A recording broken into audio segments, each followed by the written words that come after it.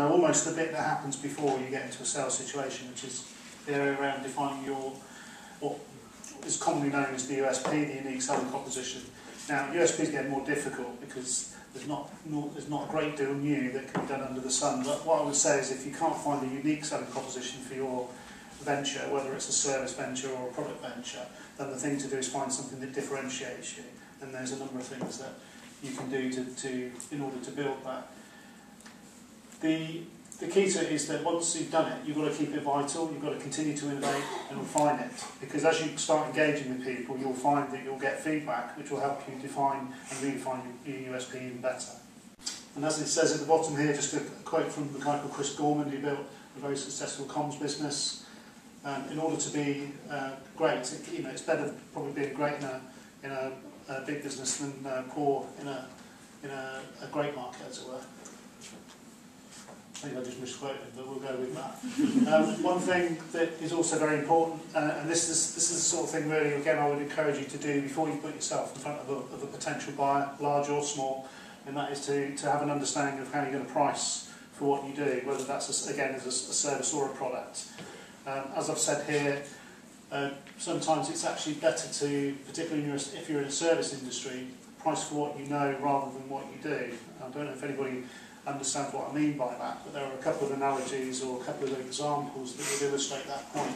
So sometimes it's your knowledge that's actually more powerful than the actual time you spend with your customer. So that's something to bear in mind.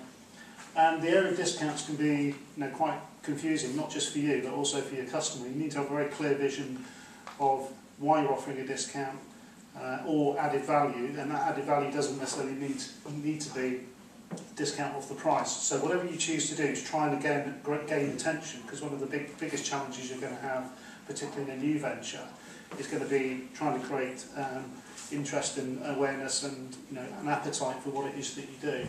So my message here is to be very clear about your offer, so that when you're trying to get that offer across to a third party, you don't confuse your target. So, as I've said here, it can help you avoid making costly mistakes. It certainly will fast track your learning, and what you'll find is people are actually very willing to share their experience. It's kind of deep in our human nature that we want to help and we want to kind of pay it forward, and you'll be surprised what a positive response you'll get from people you think would say, get lost, I'm not going to tell you how I succeeded because then you'll be a competitor to me. They generally don't think that way. And then in a more formal way, obviously there's a lot of talk, and I know the British Library are big advocates for the principle of mentoring. Well, there's a lot of mentoring support available. There's also obviously professional services available, like Advantage, that offer mentoring, coaching, and opportunities to network within London. So all of that is open for you. A lot of it free at the point of access, but a lot of it, again, can be done in a very commercial, very conscious way. Now, the bit that I spent most of my life doing, I think, is the prospecting. It's the bit that actually comes quite hard to a lot of business owners.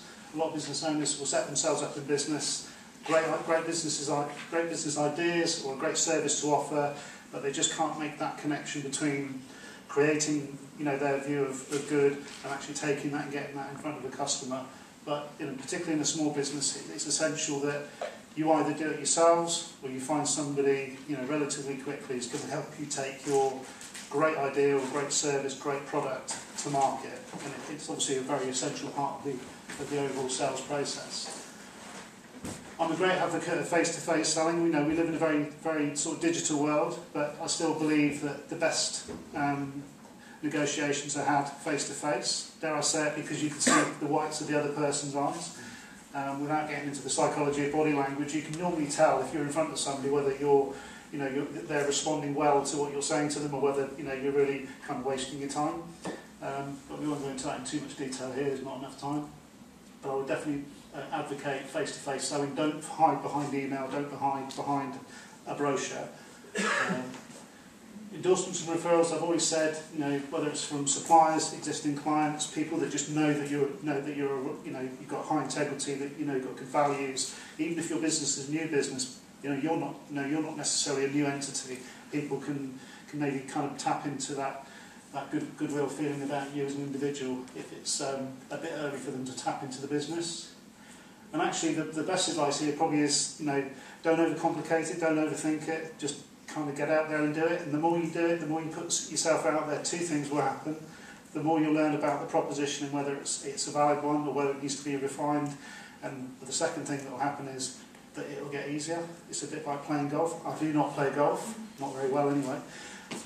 It will get better, it will get easier, your swing will get better, your targeting will get better, and your conversion rates will get better. So don't overthink it, just get out there and get busy and get talking to customers, and you'll be amazed how quickly that becomes almost subconscious in terms of your style.